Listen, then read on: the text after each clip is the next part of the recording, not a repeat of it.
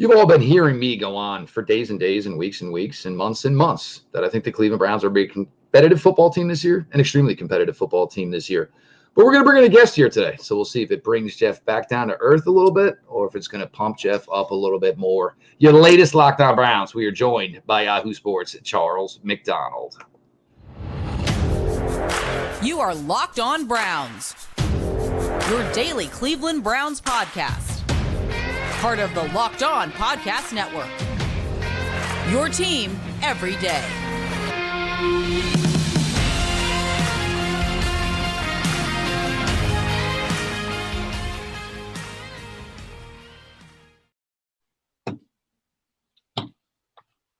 Welcome back, my friends, to the show that never ends, your daily delivery of all things Dog Pound, LGB on the LOB, the Locked On Browns podcast, brought to you by the Locked On Podcast Network, your team every day. Your host, Jeff Lloyd, as you know, 7 seasons now with Locked On Browns. I always kind of refer to it now like Locked On Browns is literally my third child.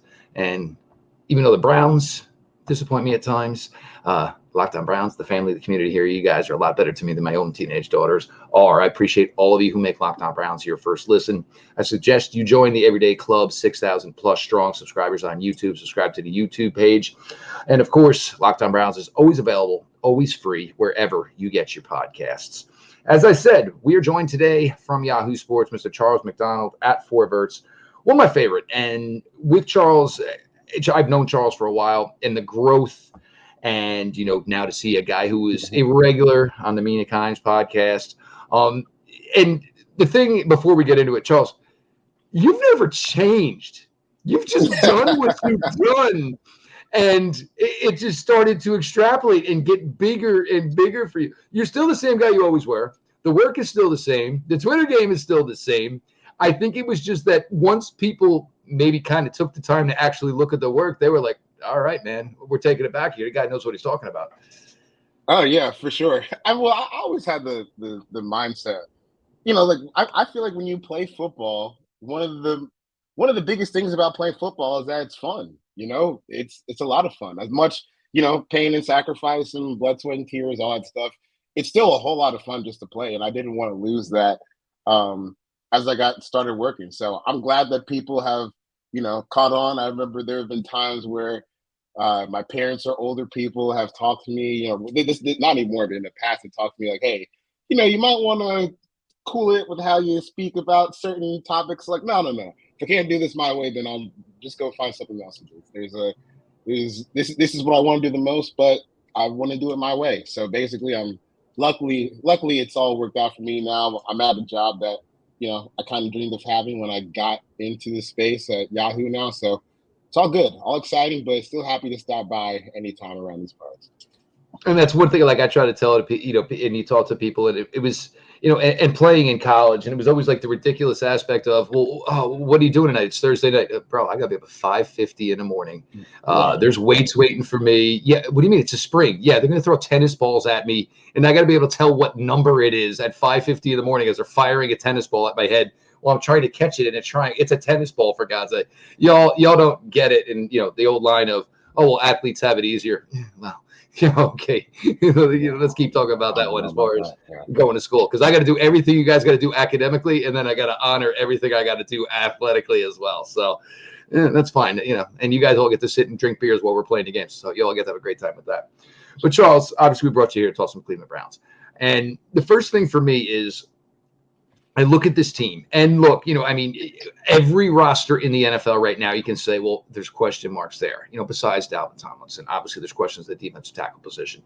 Oh, well, the Browns had Kareem Hunt. They also had, you know, Dearness Johnson behind Nick Chubb. Now you just got second-year player Jerome Ford.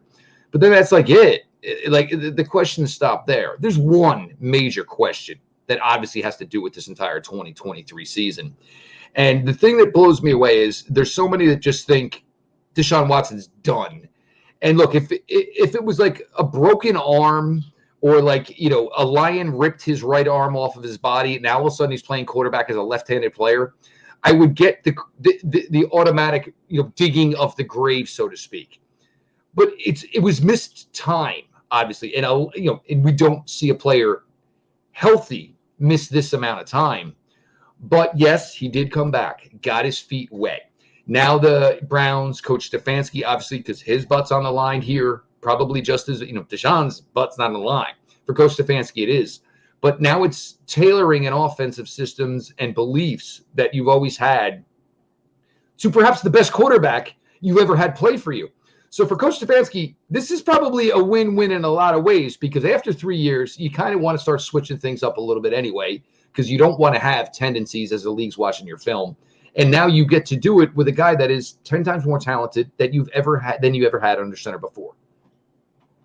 Yeah, it's kind of tough because, I kind of think in ways Watson's season last year should have been expected, right? Because he missed the whole season before. And then, you're talking about, what was it, an 11-game suspension, to kick off the regular season last year. He started his season in December, Charles. He started his season in December. That's how crazy it is. Right.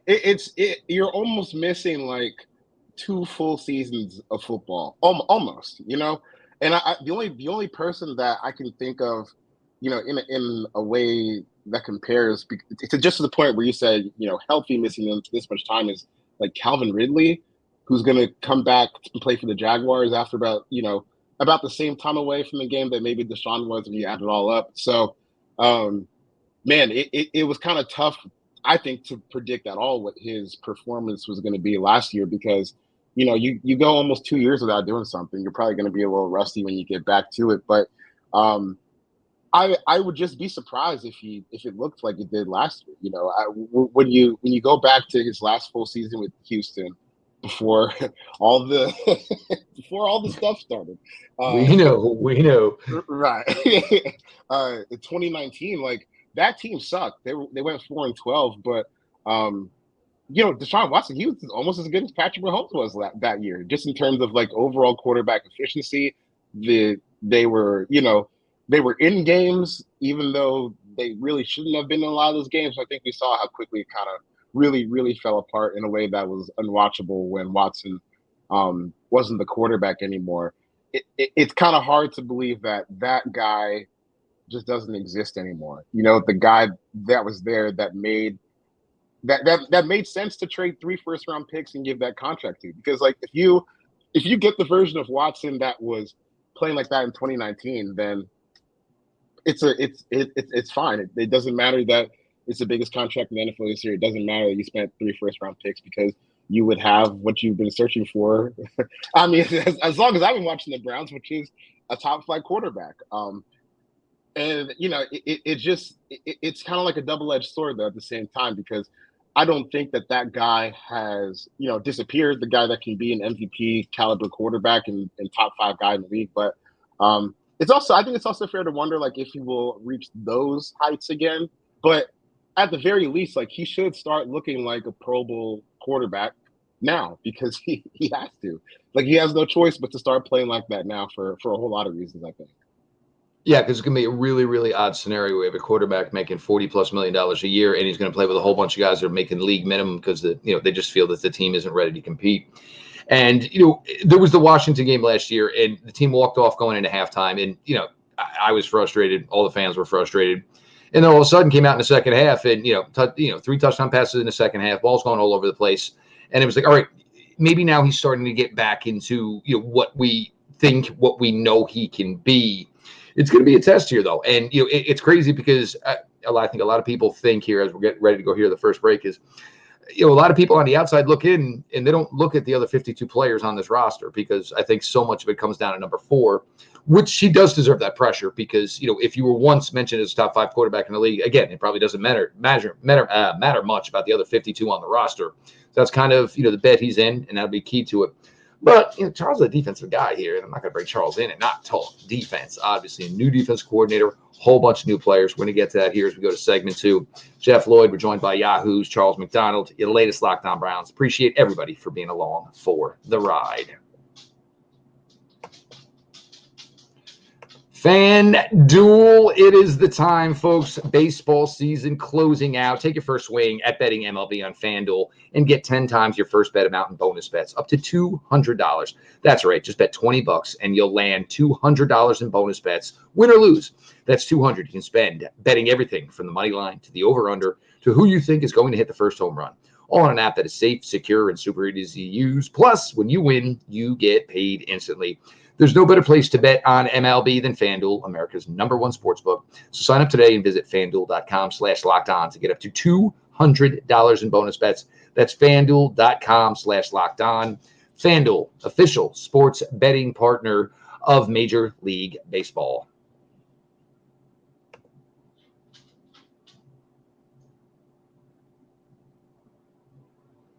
Continuing on here, and as always, appreciate everybody who makes Locked On Browns their first listen. Join the everyday crowd by subscribing to the YouTube channel, Locked On Browns, always available, always free.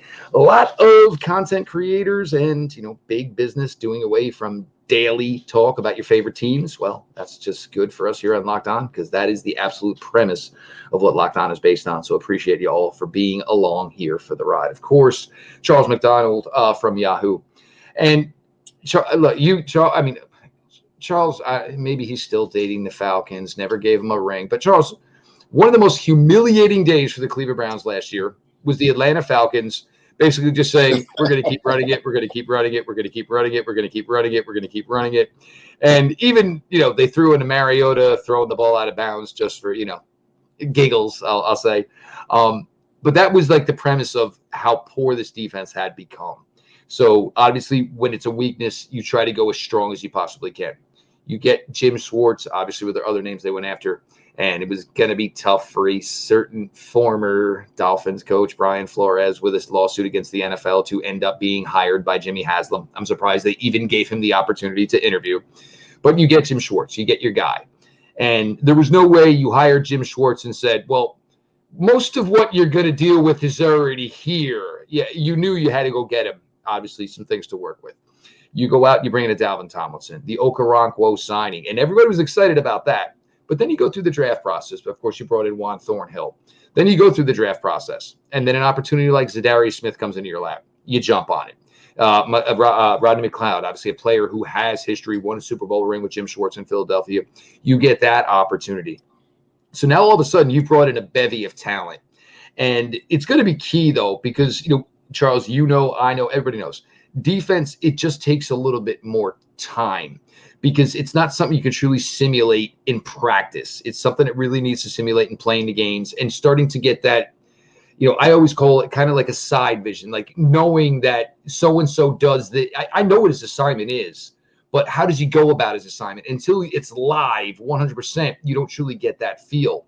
But he doesn't necessarily have that luxury.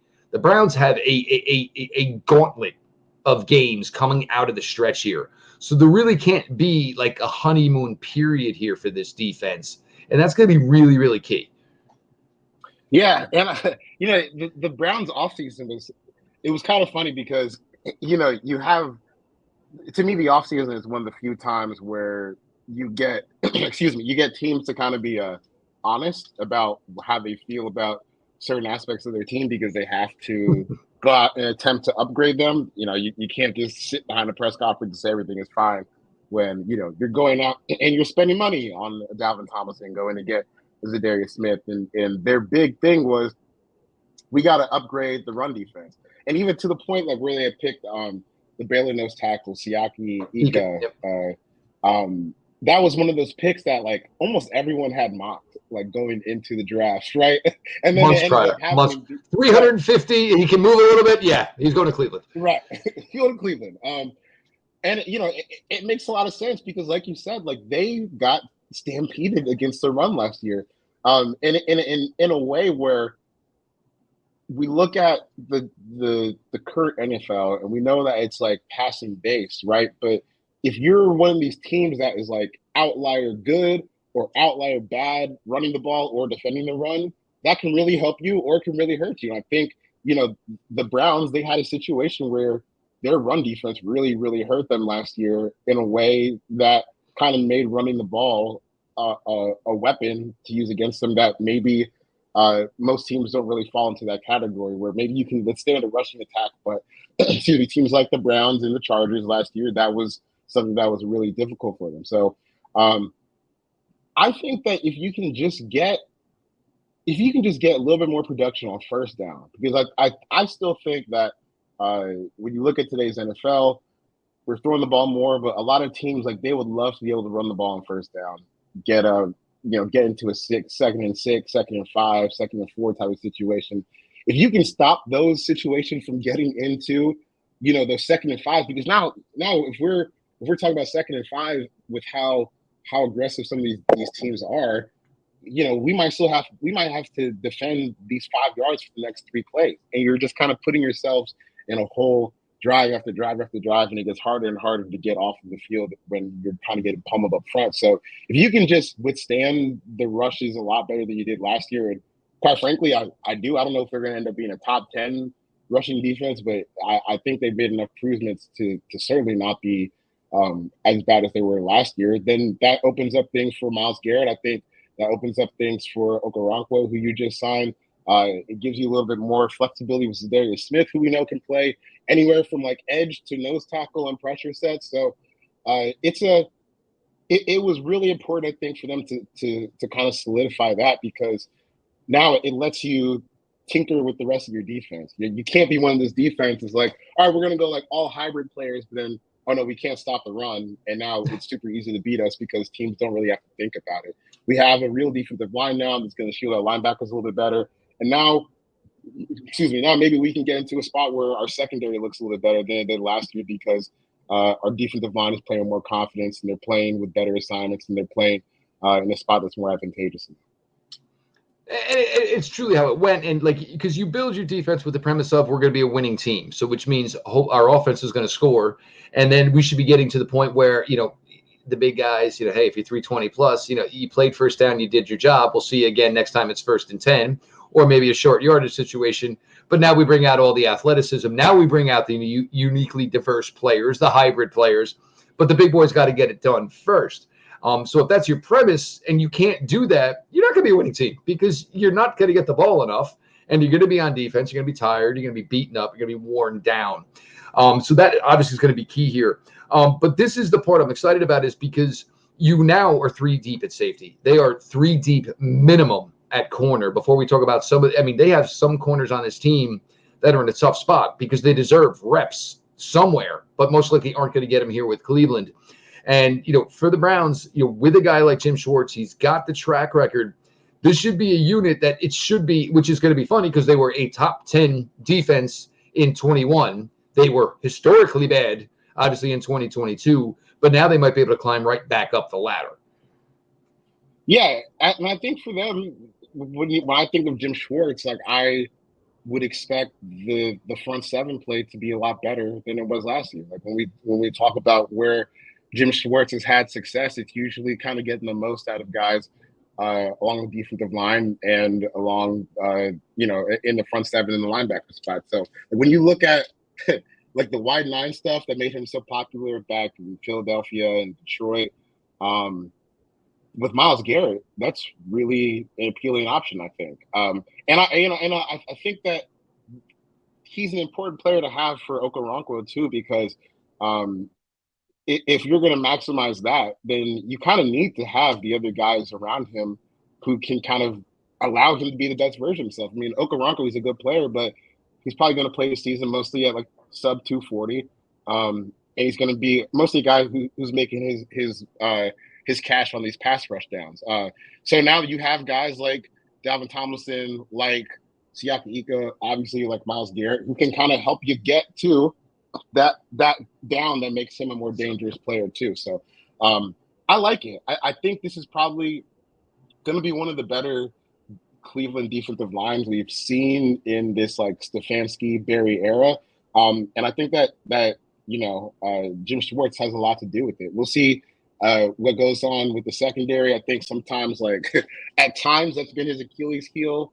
Not always being as maybe versatile as he should be in coverages, but they might have enough defensive line talent, enough juice up front to kind of make up for it. And maybe Jim has kind of learned from his past mistakes, and that's gonna be a better spot for him. But I think that having obviously Denzel Ward and Greg Newsome coming back is really big for him. There's no question about it. And you just with Smith and Okonkwo alone, you brought 15 sacks into the room.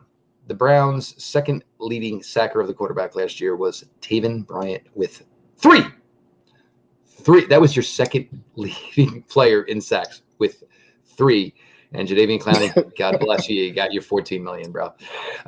So you got the good of it. You got the bad of it with Jadeveon Clowney. We're going to get here to segment 3. We're going to have Charles give us some thoughts here. He thinks maybe the AFC North is going to play out here in 2023. As always, appreciate you all for being along for the ride.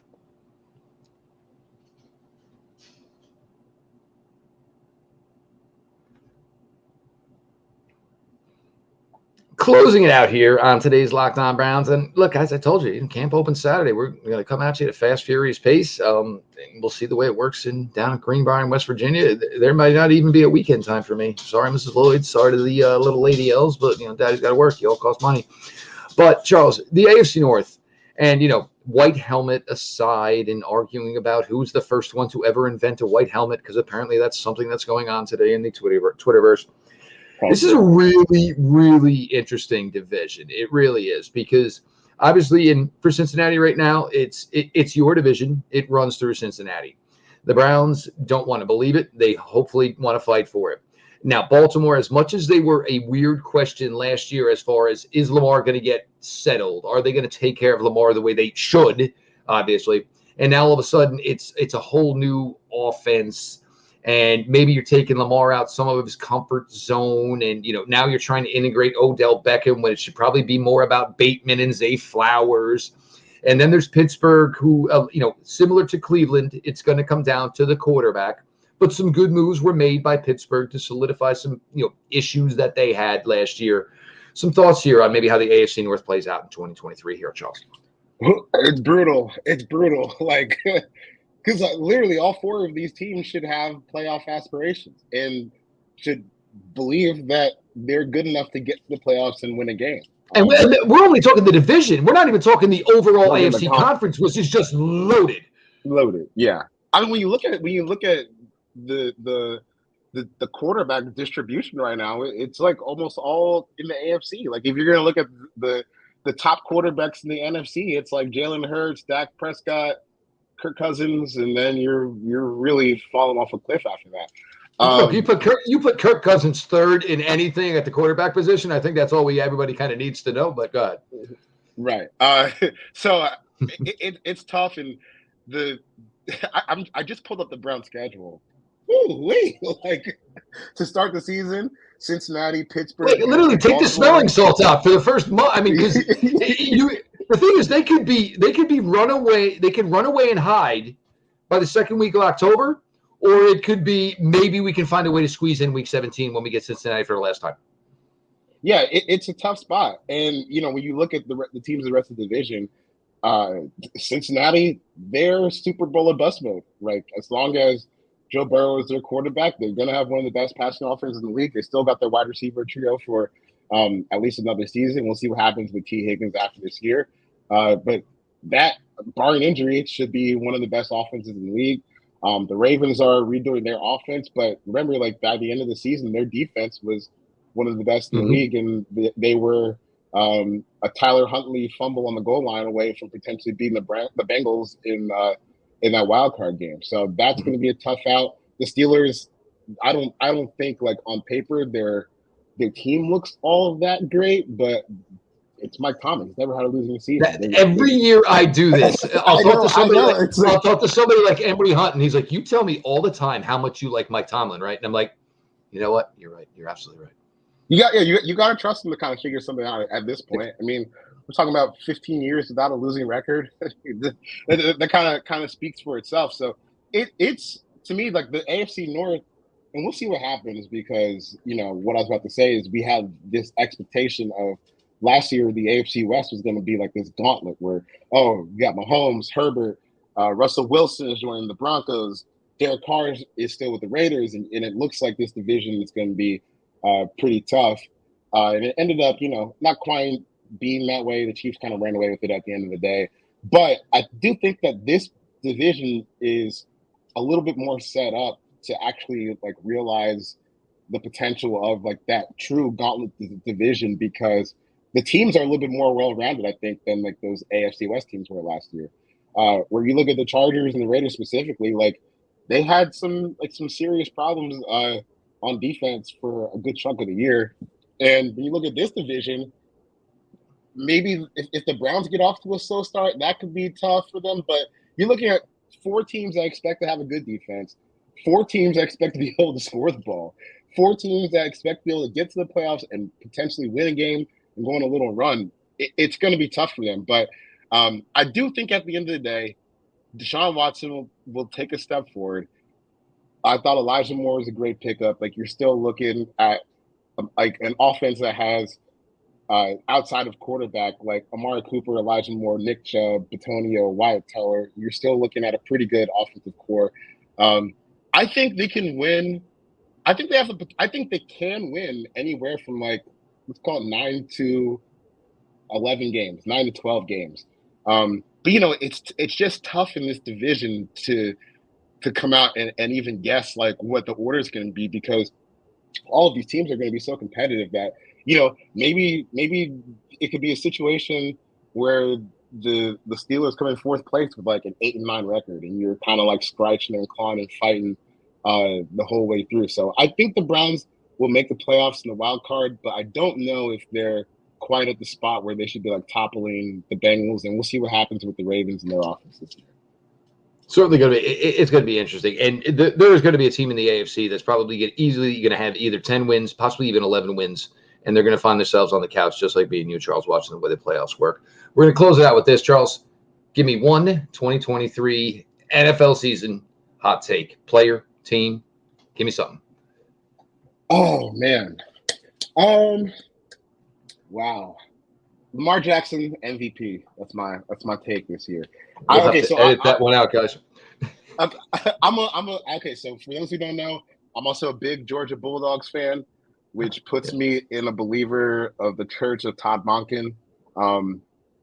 You make Stetson Bennett look like a world beater, man. You obviously know what you're doing. Not only that, but remember before he got to Georgia, he was the offensive coordinator in Tampa Bay during that magical Ryan Fitzmagic season where he was throwing for like 9 yards of attempts. So, you know, like when you just compare those two offenses and the success they're able to have, it's clearly guys kind of comfortable calling any type of offensive scheme. So I think that's a guy that should fit well with Lamar Jackson, and they finally have some receiver talent to figure it out. So I think he's going to have a monster season. You can edit all of that out. Folks, it was a pleasure. Obviously, Charles McDonald with Yahoo Sports does a fantastic job over there. Charles has climbed the ladder, and again, like I said in the beginning, he's been a guy who's always done it his way, and eventually just the content proved to be something where it got Charles obviously to a great position for himself in his life, and he's a guy that's not going to be leaving the content business here anytime soon. So make sure you're following all the work at 4Verts. As always, we appreciate everybody who makes Locked On Browns their first listen every single day. Join the Everyday Club, over 6,000 strong now. Subscribe to the Locked On Browns YouTube channel. Locked On Browns is always available, always free wherever you get your podcasts. We will continue with some training camp preview episodes, and we'll get to what comes up this weekend as we continue here on Locked On Browns. But as always, this has been your daily delivery of all things Dog Pound. LGB on the LOB. Let's go, Browns.